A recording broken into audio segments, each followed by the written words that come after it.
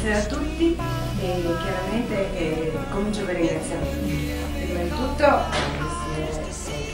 scusa se lo leggo, ma vi ho conosciuto stasera, quindi Samuele Becchini, che è in rappresentanza del sindaco e che quindi ringrazio per le parole che ha detto e proprio per l'ospitalità di questa bella stanza, come tutti gli altri anni in effetti è avvenuto. Poi il ringraziamento. Scusate, ma molte cose sono già state dette, ma io ho l'obbligo un po' di ripeterle. Quindi ringrazio tutti i membri della commissione, i nuovi che stasera ho conosciuto, e in particolare, scusate, ma le mie amiche, Ida Stolzi e Anna Sacchi, che da sempre è rimasta nella commissione.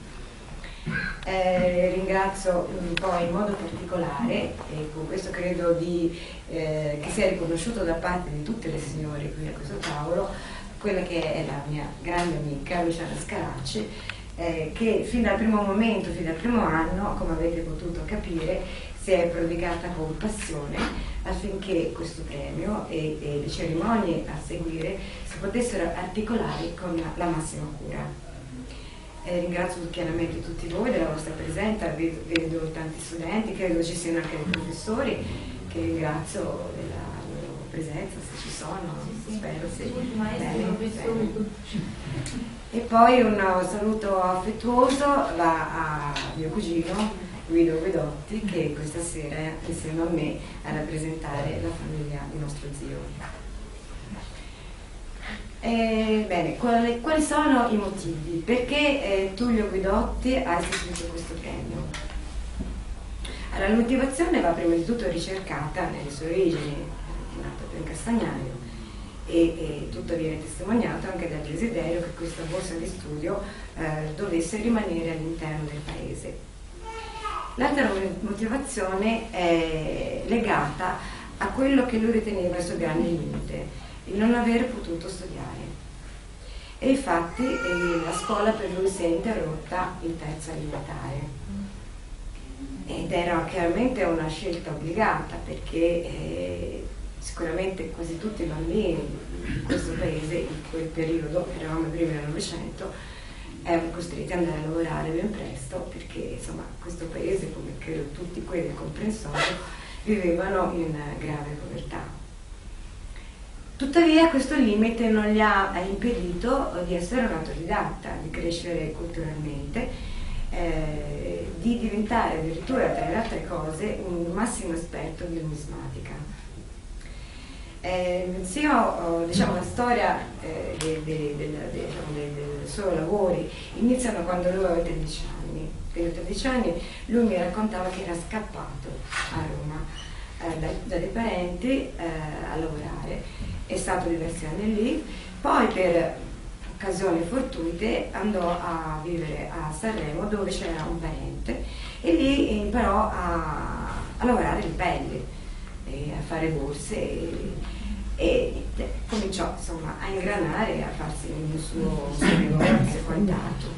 Durante la guerra è tornato qui e so che si interessò moltissimo all'approvvigionamento del cibo, delle merci per tutto il comprensorio della montagna.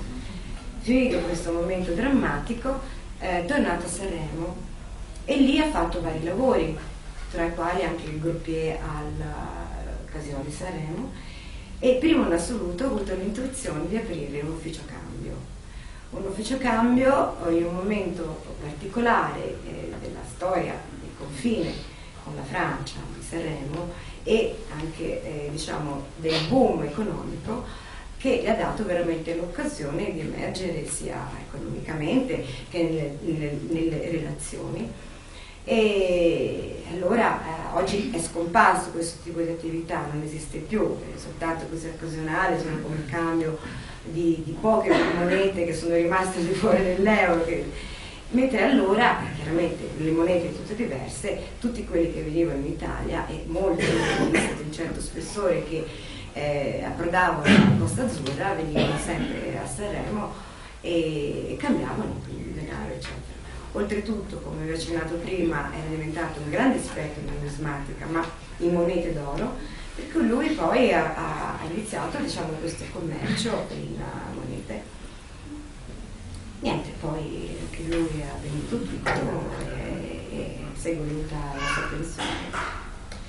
Ma quello che è stato particolare nella scelta proprio di questo suo lascito è quello che vi ho accennato prima, il fatto che non avendo potuto studiare aveva comunque messo la cultura in cima a tutti quelli che erano i suoi principi. E devo dire che io, vivendo con lui, ho avuto tantissime opportunità, perché considerando i tempi di quando ero piccola, non vi dico quando, perché insomma dimostro molto meno di quello che ho comunque. Comunque insomma a 13 anni mi ha mandata 6 mesi, lasciandomi la scuola nel Middle England, cioè in Inghilterra centrale, dove vedere una bambina, una ragazzina italiana sembrava di vedere un marziano. Non mi ha mandato al college, a Oxford e da altre parti. Lui aveva capito che se volevo perfezionare l'inglese dovevo assolutamente vivere dove nessuno conosceva l'italiano. Poi insomma mi ha dato tante opportunità di viaggiare, quando ancora i pionieri insomma non tutti lo prendevano, studiare pianoforte, danza, tante cose, quindi di questo io sono estremamente riconoscente, e se sono quello che sono lo devo chiaramente in gran parte a lui e a quello che ha visto in me.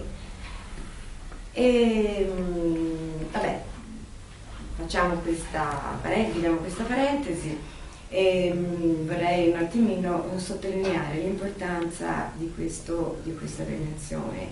Il momento storico, come ha accennato prima il signor Samuele, è un momento storico, sociale, economico veramente molto difficile. Noi ci troviamo di fronte a tanti ragazzi che sono disillusi, sono scarsamente motivati, altri sono completamente disinteressati allo studio. Di contro troviamo tanti ragazzi che sanno impegnarsi per ottenere risultati veramente eccellenti e per trovare il ruolo e per portare il loro contributo nel mondo sociale, quindi nella nostra società. E in questo senso quindi il limite che aveva mio zio è riuscito a superarlo con la determinazione proprio di poter aiutare questi ragazzi, sicuramente i più brillanti, perché nonostante in questi anni ci sono state sinceramente delle critiche, non si è capito che questo premio non è una beneficenza, ma è soltanto il riconoscimento del più meritevole studente o studentessa di Via Castagnaio, o di chi studia in questo caso, o chi studiava in questo caso di Via Castagnaio. E quindi a questo punto vorrei ricordare che quest'anno di nuovo premiamo una ragazza, una studentessa, che invito insieme a tutti voi a riconoscere l'importanza di questa cosa che sembra naturale, no? Sembra scontata, e cioè il fatto che una ragazza possa studiare e possa anche essere premiata, occasione che in altri contesti è impossibile.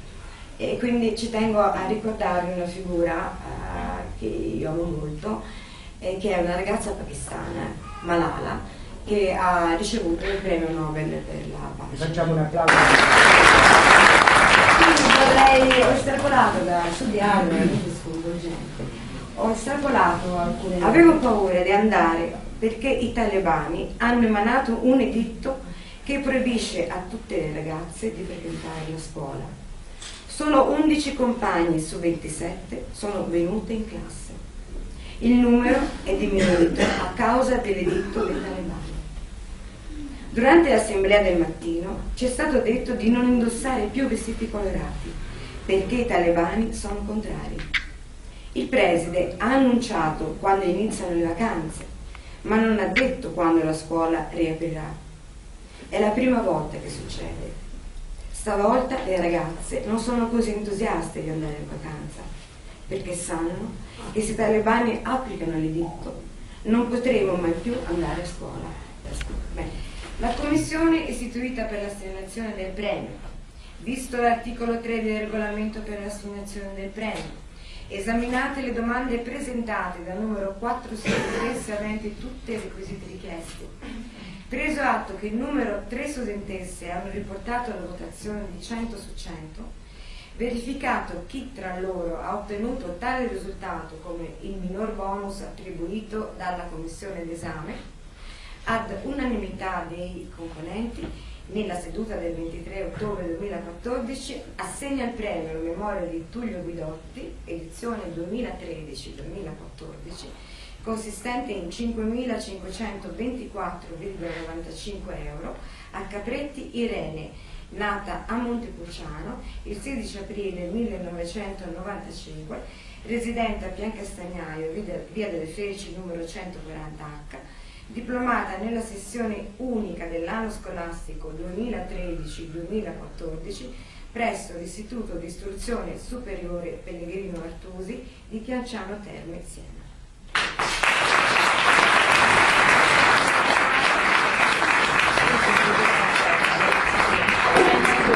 Ringrazio tantissimo perché è davvero un'emozione fortissima, anzi è difficile anche parlare, però sì, mi sento in dovere veramente di dire qualcosa. Allora, innanzitutto io ringrazio suo zio Tullio Guidotti perché sono convinta che comunque è qui con noi nonostante non ci sia più, e ringrazio lei signora perché con lei è la presenza, lei come il Signore. E io prometto che questo premio lo userò con un certo criterio, ecco, sì, per crescere, perché non sono ancora ben sicura di andare all'università, ma comunque ho già delle idee chiare per il mio futuro.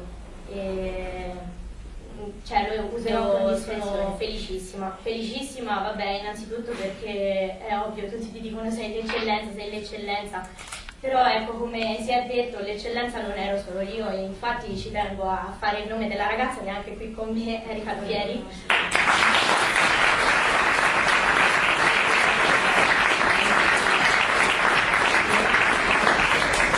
E anche le altre due ragazze che purtroppo non sono potute essere presenti perché frequentano l'università, hanno gli esami, quindi.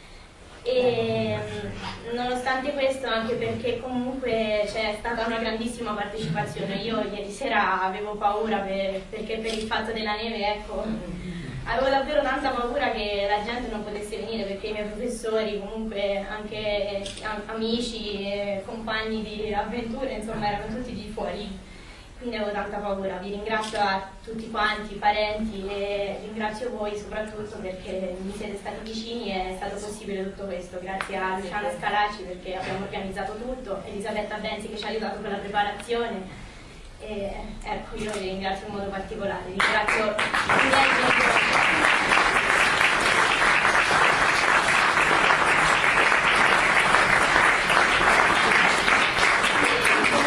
Ringraziando i miei genitori perché mi sono sempre stati vicini fin da quando ero bambina, ovviamente hanno sempre appoggiato le miele. Grazie.